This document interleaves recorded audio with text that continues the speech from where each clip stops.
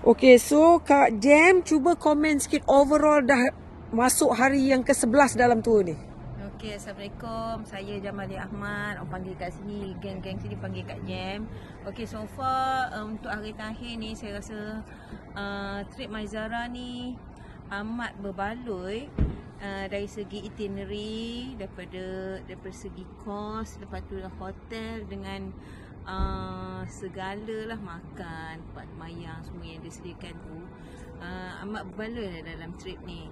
Dan saya ini second trip saya dengan Maizara, dan saya that's why I repeat sebab saya rasa okey bagi saya. Dan ni Mana yang paling memorable sekali dalam 3 negara? Glencoe.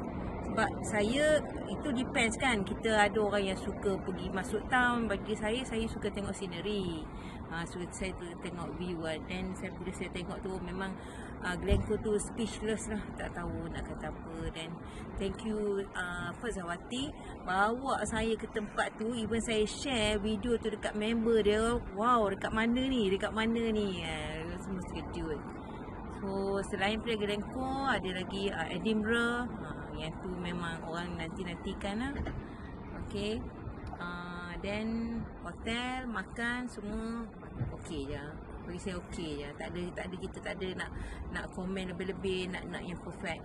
Bila kita bermusafir ni faham-faham je lah kan, mana yang ada. Tapi overall memang puas hati Puas hati. So terima kasih Kak Jem. Sama.